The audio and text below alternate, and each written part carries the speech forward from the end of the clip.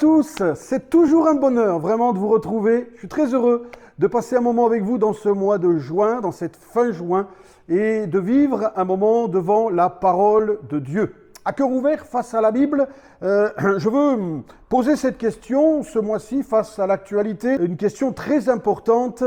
Avez-vous fait le bon choix face à votre vie et face à votre éternité ? C'est une question très importante, profonde. Permettez-moi d'employer la deuxième personne. As-tu fait le bon choix par rapport à ta vie et ton éternité ? Parce qu'en fonction de ce choix, il y aura un impact sur votre vie ici-bas, mais aussi et surtout sur votre éternité. Et c'est à cette question que j'aimerais répondre ce soir. Et pour cela, j'aimerais faire un retour en arrière, comme on l'a fait d'ailleurs le mois dernier. On n'est pas dans notre studio habituel, mais on est comme le mois dernier dans notre église, au 77 boulevard de Pont-de-Vivo. Et il y a quelques jours, dimanche dernier, nous avons eu une grande journée et l'après-midi, nous avons eu la joie d'avoir un service de baptême, des amis qui se sont engagés avec le Seigneur en passant, comme dit la Bible, par les eaux du baptême. Et j'aimerais qu'on puisse revenir dans cet après-midi-là et répondre à cette question. Avez-vous fait le bon choix concernant votre vie et votre éternité? Parce que l'actualité est là, on voit combien la vie, elle passe vite. Et on va justement parler de l'actualité qui a été la nôtre, qui nous a tenus en haleine pendant quelques jours. Bien sûr, tout cela à cœur ouvert face à la Bible. On se retrouve juste après. L'actualité, c'est qu'après le Titanic, il y a maintenant le Titan. Vous avez tous suivi, il y a une semaine, ce terrible drame qui s'est joué au-dessus des restes du Titanic. Cette histoire terrible de ce submersible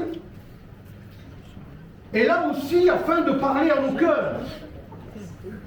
Lorsque je lis les histoires de Jésus, je m'aperçois qu'il parlait souvent des choses qu'il voyait, des choses qui étaient là autour de lui, des événements qu'il pouvait rencontrer. Il les utilisait pour annoncer la bonne nouvelle. Il parlera de bergers, de portes, de lumière. Et en écoutant l'actualité, j'ai été touché dans mon cœur et j'ai senti que c'était le message qu'il fallait apporter cet après-midi. Faire le bon choix. Je suis bien sûr d'abord très triste pour toutes ces familles endeuillées.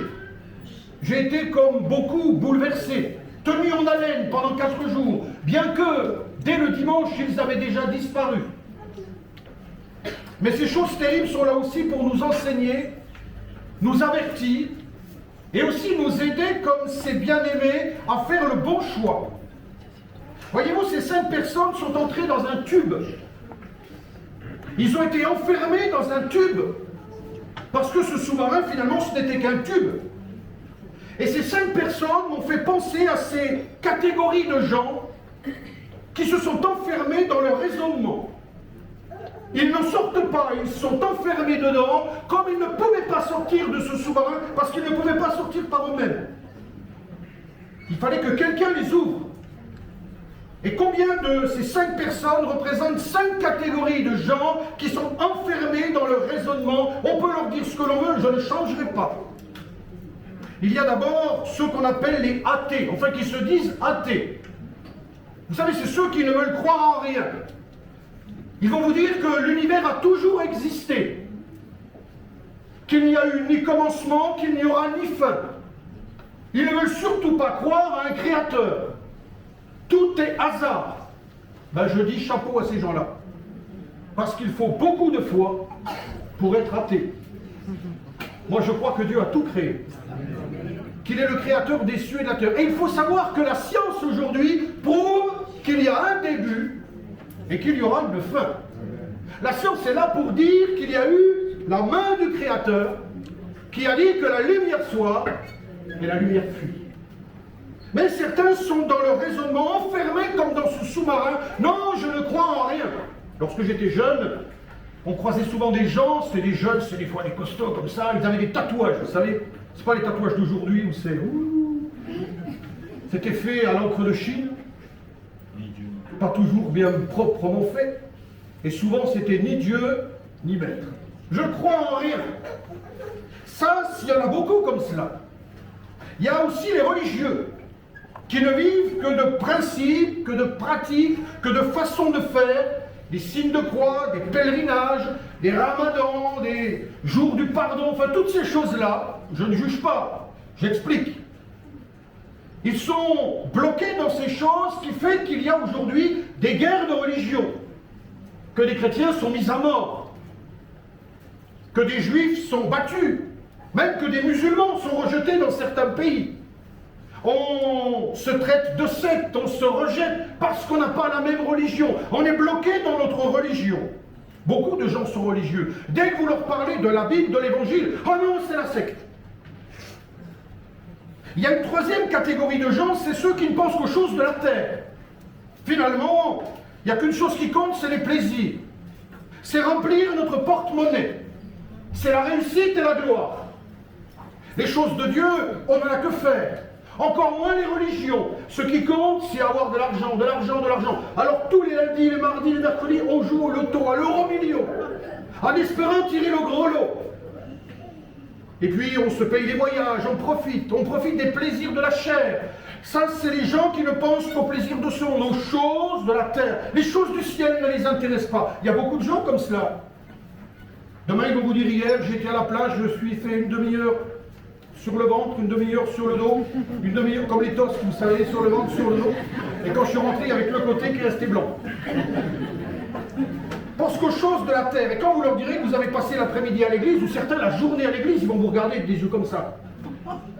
Il y a une quatrième catégorie de gens, ce sont les orgueilleux. Ceux qui refusent d'accepter qu'il existe un Dieu qui puisse être au-dessus de nous. Vous avez des gens de plus en plus qui ne voient que l'homme. Pour qui l'homme aujourd'hui est Dieu. Vous avez des gens qui pensent que Dieu est homme. Que l'homme est Dieu. Que Dieu n'existe pas. Ils sont orgueilleux. L'homme sait tout. L'homme peut tout. Il n'a pas besoin de Dieu. Combien de gens vous disent, je n'ai pas besoin de Dieu. Je n'ai pas besoin de l'évangile. Et puis il y a aussi ceux qui restent continuellement un peu distants. Qui prennent du recul. Oh, ils ont un peu d'écoute. Ils aiment même venir à l'église. Ça ne les empêche pas de prier de temps en temps. D'avoir quelques morales spirituelles, oui. Mais jamais ils ne feront le pas. Et ça rappelle ce texte de la Bible qui parle de ces catégories de personnes. C'est dans Luc chapitre 14, je vais vous lire verset 16, où Jésus donne une parabole en disant qu'un homme prépare un grand repas. Et il a dit, un homme donnait un grand repas et il invita beaucoup de gens. Je dois vous dire que Jésus vous invite cet après-midi à entrer dans sa présence, dans sa vie, comme ses bien-aimés l'ont fait.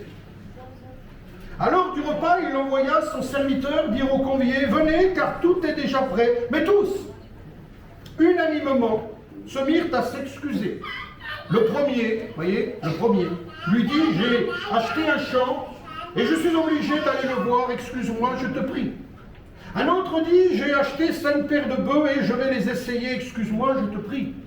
Un autre dit, je viens de me marier, c'est pourquoi je ne puis aller. Il y en a 3, on pourra en mettre 4, on pourra en mettre 5. Le serviteur de retour apporta ces choses à son maître.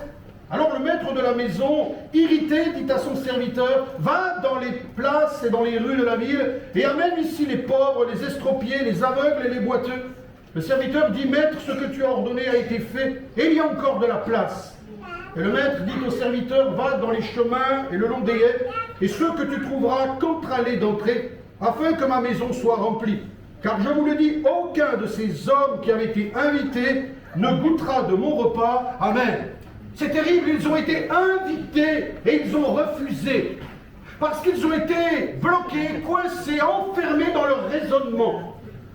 Comme ces 5 catégories de personnes enfermées dans leur raisonnement. C'est leur choix.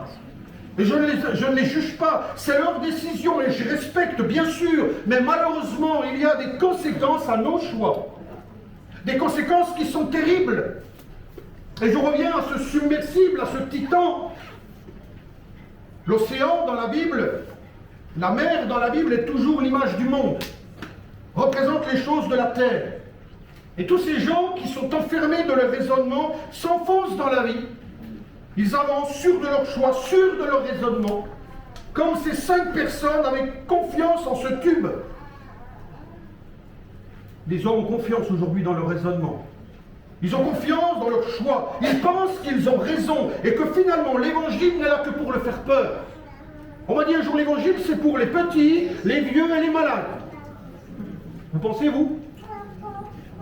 Mes amis, j'aimerais vous dire que la Bible est là pour nous faire réaliser que Dieu est vivant. La Bible est là pour nous faire réaliser que Dieu est le créateur de toutes choses. La Bible est là pour nous faire réaliser que Dieu est celui qui aime les hommes comme personne ne les aimera. La Bible est là pour nous faire comprendre que Dieu veut que tous les hommes vivent heureux, en paix, dans la joie, et qu'ils soient sauvés de la mort éternelle. C'est le désir de Dieu.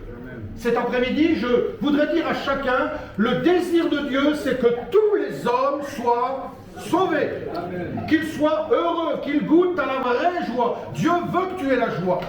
Tu ne la trouveras pas dans les plaisirs du monde, tu ne la trouveras pas dans la religion, tu ne la trouveras pas dans l'athéisme, tu ne la trouveras pas dans le rejet de Dieu, dans l'orgueil, tu la trouveras dans une main tendue à Dieu. Il est celui qui nous a donné le bonheur. Il est celui qui nous a donné la vraie joie.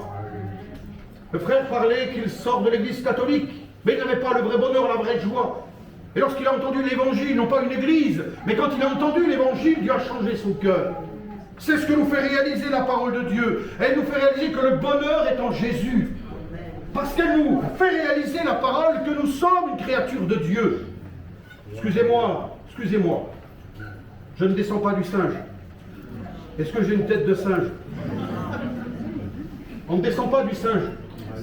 Nous avons été créés par Dieu. Il nous a créés pour être avec lui, pour que nous soyons avec lui, pour que lui soit avec nous.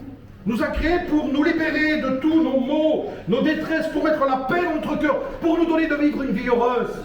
Il y a quelqu'un qui est malheureux cet après-midi. J'aimerais te dire que Jésus veut te rendre heureux, qu'il veut te combler de joie et de bonheur, qu'il est capable de te sortir de tes addictions, d'enlever ce mal-être de ton cœur, de te sortir de ta déprime, parce que Dieu t'aime. Il a compassion de toi.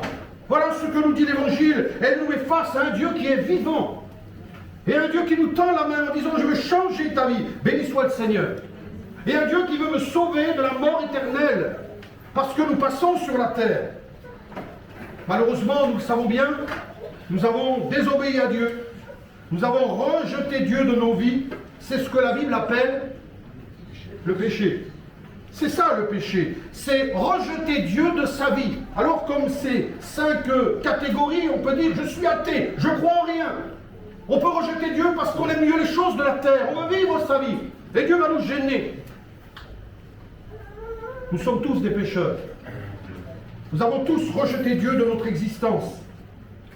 Nous l'avons abandonné. Vous savez, le péché, je le disais il n'y a pas longtemps, c'est pas voler, tuer, mentir. Ça, c'est les conséquences du péché. Le péché, c'est dire je n'ai pas besoin de Dieu. Pour une de ces 5 raisons ou d'autres, je n'ai pas besoin. Je vais vivre ma vie sans lui. Ça, c'est le péché. Et vous remarquerez qu'aujourd'hui, dans notre pays de France, nous sommes en train de nous détourner de Dieu de plus en plus. Il y a des lois qui tombent. Et bientôt, il y a une loi qui va arriver. On n'aura plus le droit de dire que nous sommes en 2023 après Jésus-Christ. Il ne faut plus parler de Jésus. On n'a plus le droit de fêter à l'école les fêtes de Noël. On remplace par fêtes de fin d'année. On préfère la religion à l'évangile. On préfère les croyances humaines à la présence même de Dieu. Nous l'avons rejeté. Et le résultat, nous le voyons devant nous, que de souffrance, que de drame, que de guerre. Quand on voit tout ce qui se passe en Ukraine, on en est à des centaines de milliers de morts depuis 2 ans. Des centaines de milliers de morts. Combien de gens qui meurent de faim, d'enfants abandonnés, d'enfants abusés, de jeunes filles, de garçons violés. Il y a le commerce de pornographie dans le monde. On profite de nos enfants, de nos jeunes hommes, de nos jeunes filles. Il y a une haine dans ce monde. Chacun pour soi, c'est un monde sans Dieu, un monde de souffrance. Il n'y a jamais eu autant de suicides aujourd'hui qu'au milieu de la jeunesse. Parce que nous avons rejeté Dieu de notre vie. On pense pouvoir vivre sans Dieu. On pense pouvoir se diriger sans lui. On n'a pas besoin de lui. Comme ces gens qui, il y a une semaine, pensaient diriger ce submersible à 4000 mètres sous terre avec une manette de jeu. Ils jouaient avec leur vie avec une manette de jeu. 4000 mètres sous terre. Dans un sous-marin fait de briques et de brocs. Des choses récoltées à droite et à gauche. La Bible dit folie. Folie pour tous ces gens qui refusent Dieu. D'ailleurs, il est dit dans la parole de Dieu, un homme s'est occupé des choses de la terre. Il y avait que ça qui l'intéressait. Il a travaillé, il a travaillé, il a travaillé. Il a construit des greniers, il les a remplis. Il a construit d'autres, il les a remplis. Et il s'est dit, waouh, j'ai réussi. Gloire à moi. Maintenant, qu'est-ce que tu vas faire? Oh mon âme, tu vas aller à la banque, tu vas prendre de l'argent et tu vas aller faire la fête.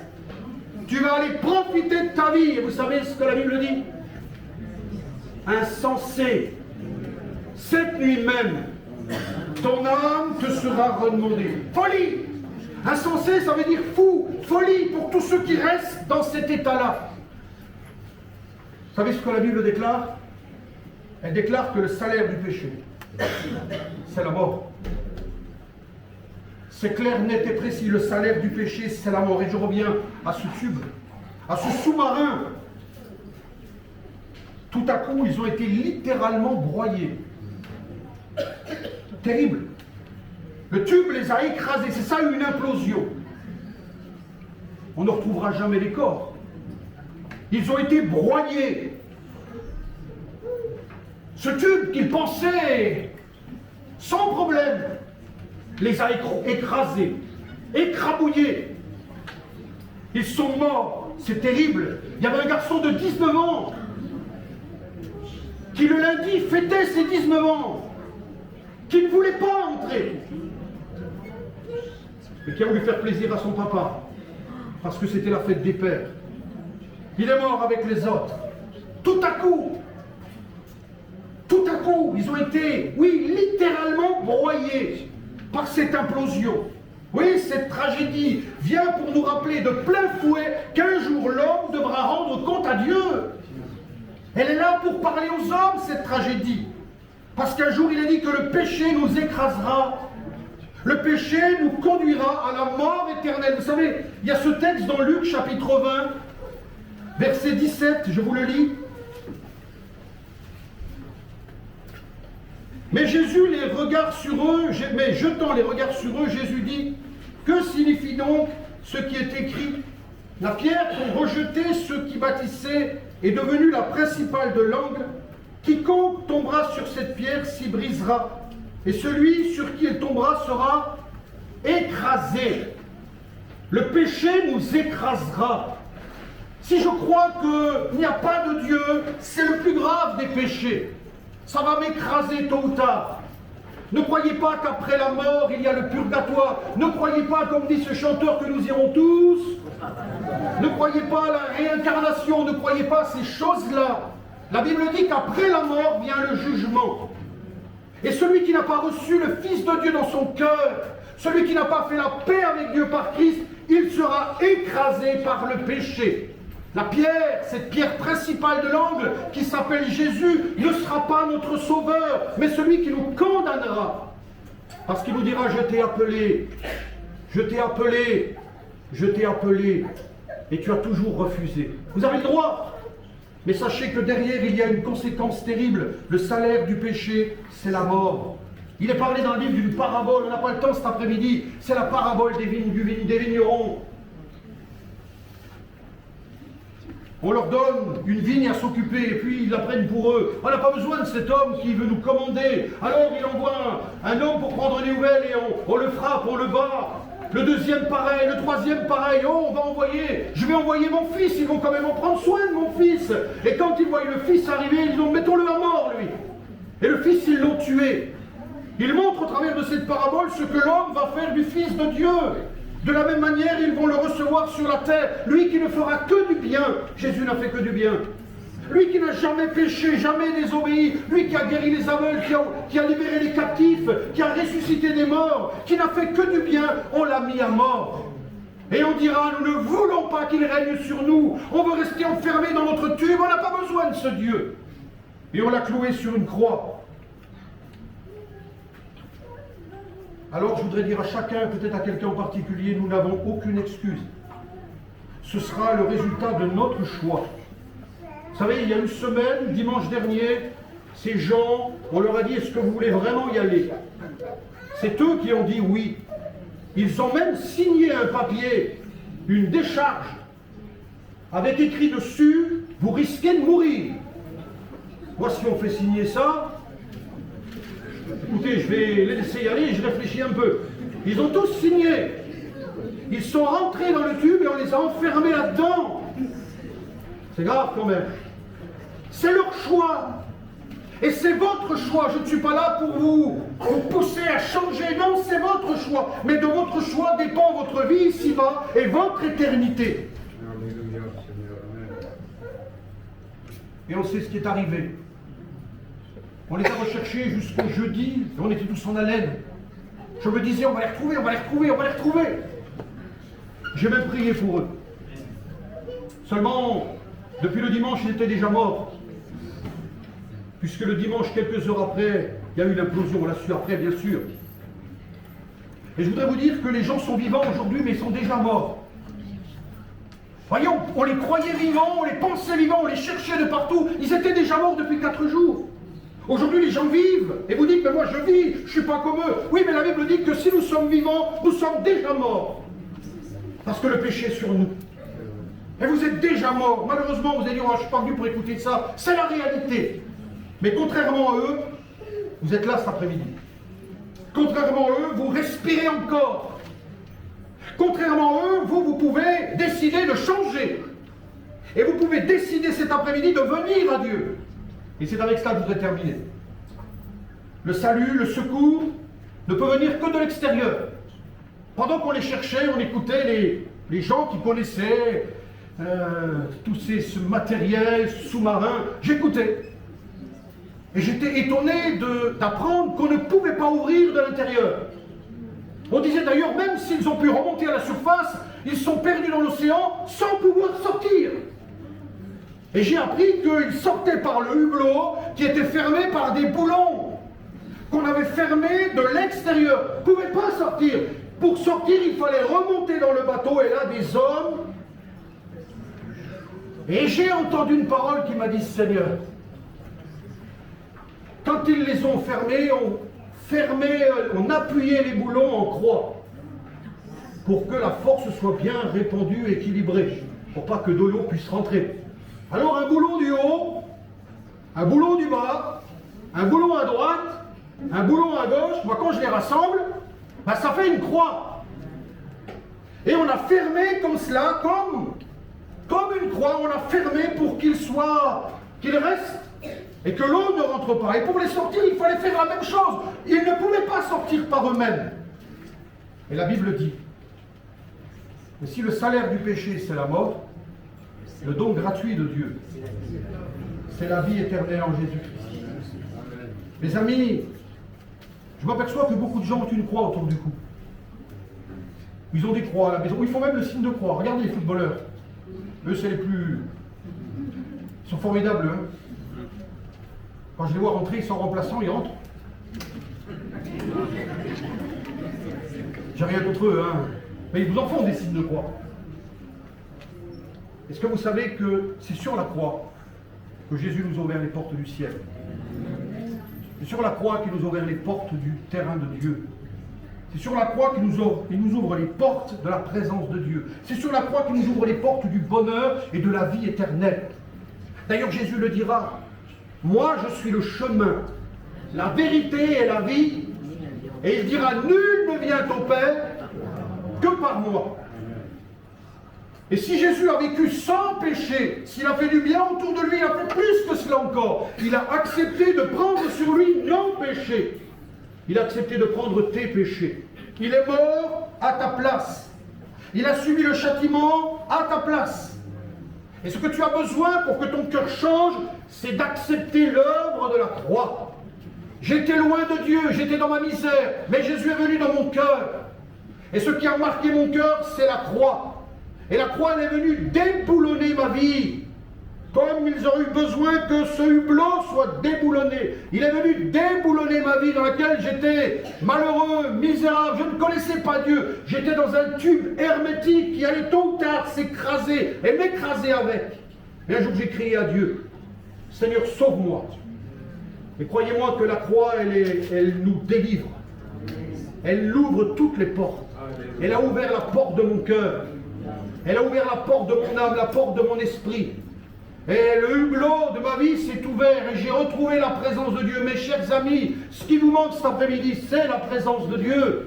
Il ne vous manque pas une religion, une étiquette, quelques principes bibliques, la présence de Dieu. Je ne vous parle pas d'une religion, d'une nouvelle église. On s'en moque de cela. Je vous parle de Jésus. La Bible dit que Dieu a tant aimé le monde qu'il a donné son Fils unique, afin que ceux qui croient en lui ne meurent point, écrasés dans leurs péchés, mais qu'ils aient la vie éternelle. J'ai été attristé d'apprendre qu'ils étaient morts. J'y croyais, je vous assure, j'y croyais. Le Seigneur fait quelque chose. Mais c'était déjà fait, c'était déjà trop tard. Et quand je pense à ces gens, c'est fini pour eux. C'est fini. Je pense à leur famille qui reste, qui porte maintenant un poids terrible. Mais je pense aussi à tous les êtres humains qui se moquent de Dieu, qui rejettent Dieu. Mes amis, un jour, vous vivrez la même chose.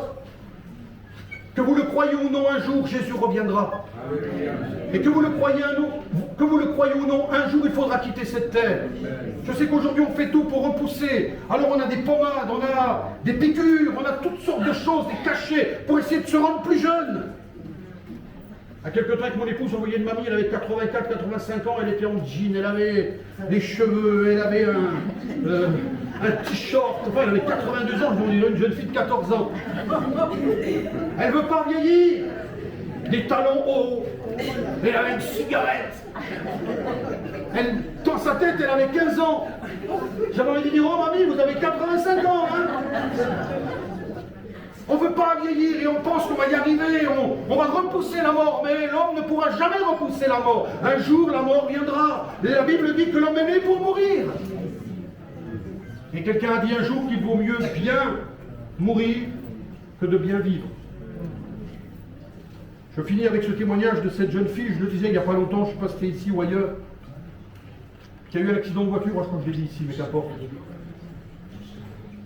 Cette jeune fille qui était là en train de mourir, elle n'avait pas d'espoir parce que les pompiers ont dit à la maman qui est venue sur place, on ne peut plus rien faire. Sa maman la tenait dans ses bras, c'est dur pour une maman. Et cette jeune fille, vous voyez, elle a dit à sa maman, tu m'as appris à vivre. Tu m'as appris à parler, c'est toi qui m'as appris à parler. Tu m'as appris à marcher, je me souviens quand tu me tenais par la main, maman, tu m'as appris à respecter les autres. Tu m'as appris à être une jeune fille, tu m'as appris à être une femme. Pourquoi tu ne m'as jamais appris à mourir? Elle n'était pas prête. Elle ne savait pas où elle allait. Et sa vie s'est écrasée en un instant. Partir sans savoir où l'on va. Il n'y a rien de pire. Partir sans savoir où l'on va. Il n'y a rien de pire. Cet après-midi, si vous êtes là, je vous invite à réfléchir à ces paroles. Parce qu'on pense toujours qu'on a l'éternité. On se dit, les cancers, c'est pour les autres. Les accidents, c'est pour les autres. Les drames, c'est pour les autres. Jusqu'au jour où ça nous arrive. Et on est face à l'inconnu. C'est pour ça que la Bible dit, prépare-toi à la rencontre de ton Dieu. Et quand on se prépare, alors on n'est plus dans un tube. Moi, je ne suis plus dans un tube. Je suis dans la présence de Dieu. Alléluia. Où tout est joie, paix, bonheur, la lumière. Où je sais que je ne serai pas écrasé par mon péché, puisque Jésus a été à ma place. Lui a été comme dans un tube sur cette croix. D'ailleurs, il s'est retrouvé tout seul, lui. Non pas 5, mais tout seul. Il dira même, mon Dieu, pourquoi m'as-tu abandonné? Et il meurt. Il est écrasé sur cette croix, non pas par la souffrance physique, mais par le péché qu'il porte sur lui, notre péché. Il nous réconcilie avec Dieu. Il meurt écrasé pour que nous puissions vivre. Et en mourant, il défait les boulons de ce hublot, de ce barrage qui nous empêchait d'être avec Dieu. D'ailleurs, quand il meurt, dans le temple de Jérusalem, vous le verrez dans la Bible, il est dit qu'un voile énorme se déchire. Ce voile qui représente notre péché, qui nous sépare de la présence de Dieu. Il n'a plus besoin d'être un peu comme le hublot qui a été enlevé. Tu peux rentrer dans la présence de Dieu maintenant. Tu peux devenir comme ces bien-aimés, décider de marcher avec le Seigneur. Oh, on ne devient pas des fanatiques, moi je ne suis pas un fanatique. On est des gens équilibrés, les chrétiens sont équilibrés. Les chrétiens ont la joie. Les chrétiens ont la paix. Ils paient leurs impôts. Pas vrai, mes frères et sœurs? Dites amen, parce que sinon on va croire que les chrétiens ne trichent pas. Les chrétiens ils sont vrais quand ils parlent. Les chrétiens ils cherchent le bien des autres. C'est la vie du chrétien. Le chrétien il aime le Seigneur. Le chrétien il va de l'avant, il est prêt, il sait que la vie peut s'arrêter, mais il sait où il va. Il n'est pas enfermé dans un tube. Il est sorti de là. Il a trouvé la paix et la joie.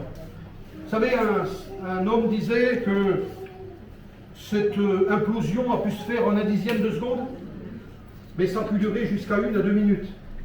J'espère vraiment que ça s'est fait en un dixième de seconde. Parce que imaginez les minutes. Quand vous sentez que ça craque là, que vous êtes à 4000 mètres sous terre, et que vous allez être écrasé comme une boîte de conserve. Imaginez l'angoisse. La Bible dit qu'un jour il y aura de l'angoisse parmi les nations, quand il faudra comparaître devant le roi des rois. Et c'est pour ça que nous sommes là pour vous avertir. Venez à Jésus. Venez à Jésus comme ses amis se sont engagés. Faites-le vous-même. Vous aurez le bonheur. Vous aurez la joie, vous aurez la paix. Et surtout, vous aurez Jésus comme berger. Et quand il reviendra, parce qu'il reviendra, vous entendrez une parole formidable. Entre dans la joie de ton maître.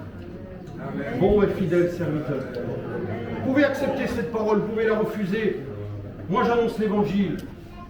Sachez qu'un jour il faudra quitter cette terre. Il faudra.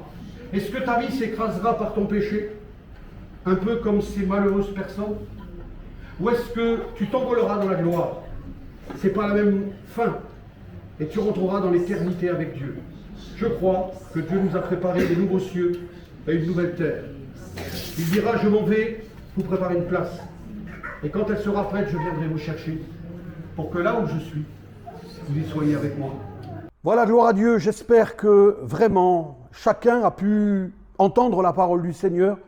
Chacun a pu réaliser que nous avons un choix à faire et que de ce choix va dépendre notre vie, qui peut être une vie heureuse, épanouie. Et la vie des chrétiens, elle est heureuse, épanouie. Ou malheureusement une vie vide, triste, fade, enfermée, un peu comme ces hommes dans ce tube, enfermés dans nos raisonnements, sans vouloir en sortir, sans vouloir changer de pensée. Et je prie vraiment pour que cette parole puisse toucher votre cœur et que Jésus, par sa mort sur la croix et par sa résurrection, puisse ouvrir le hublot de votre vie et que vous puissiez retrouver ce qui est le plus important finalement, le contact avec le Créateur, le contact avec le Sauveur. Voilà, je vous invite à venir nous rencontrer dans notre église au 77 boulevard de Pont-de-Vivo, dans le 10e arrondissement de Marseille. On se retrouve tous les dimanches à 15h30, le matin à 9h30 pour le culte, l'après-midi à 15h30, tous les mardis à 19h, tous les vendredis à 18h30 et puis tous les 15 jours la jeunesse le samedi à 18h. Vous êtes les bienvenus. Venez, vous recevrez un accueil fraternel, vous ferez du bien et surtout vous écouterez la bonne nouvelle de Jésus-Christ. L'évangile veut dire bonne nouvelle. Vous pouvez nous suivre, bien sûr, l'actualité, vous pouvez suivre l'actualité de notre église sur notre site www.éclat-2-vie.fr. Vous commencez à le connaître, éclatdevie.fr, éclatdevie.fr.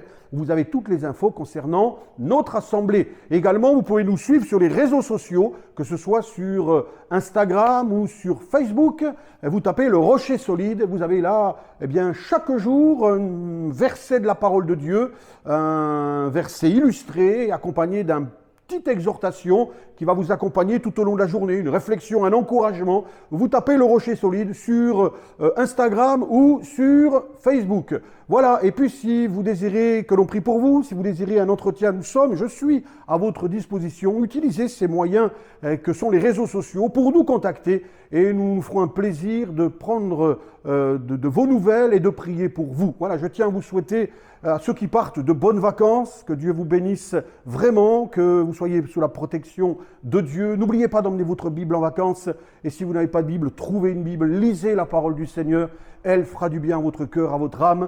Et puis, on se retrouvera fin août pour une nouvelle émission, non pas à cœur ouvert face à la Bible, on devait pas la faire ce mois-ci, on devait faire une vie changée, mais fin août, on aura une vie changée, la 3e émission. On écoutera le témoignage de quelqu'un qui a vécu quelque chose de merveilleux avec le Seigneur. On en reparle dans quelques temps. Je vous souhaite une bonne soirée, je vous souhaite un bon week-end qui arrive. Que le Seigneur vous bénisse abondamment et que sa grâce vous accompagne. À bientôt.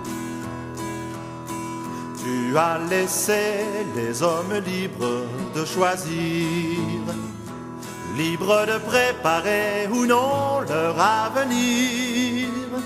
Qu'ont-ils fait de leur liberté? Ont-ils su bien l'utiliser? Ont-ils compris le cadeau que dans ton amour tu leur faisais? Tu aurais pu nous soumettre à ta volonté, faire de nous des robots sans personnalité.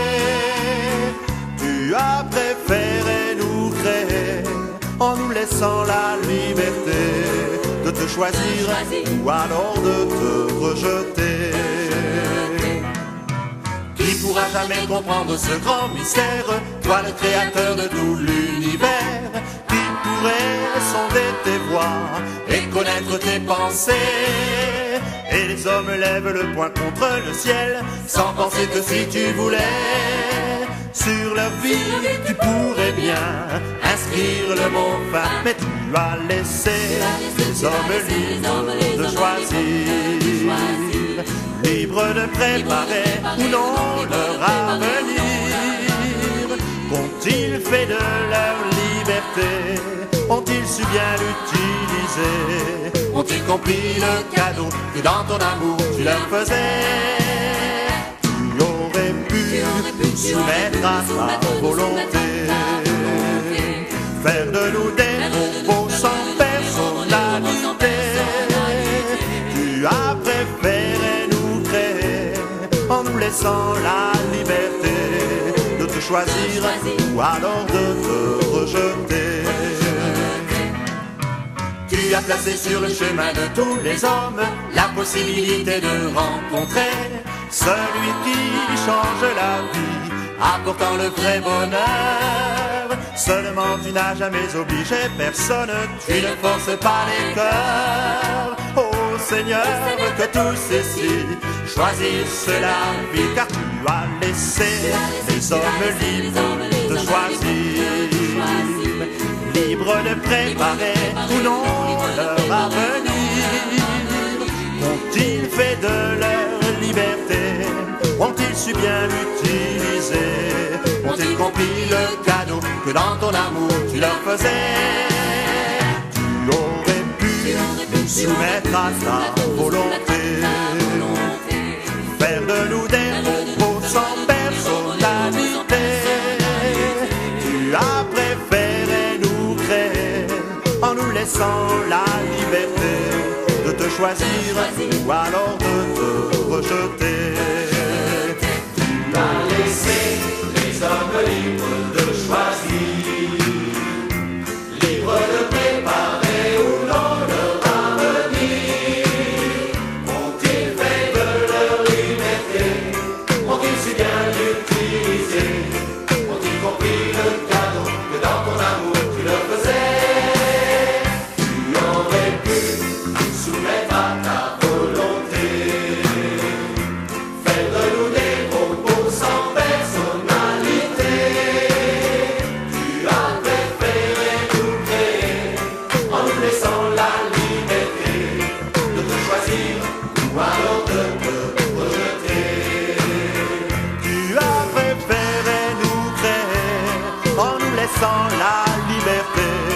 Que tous ici, ô Seigneur, choisissent la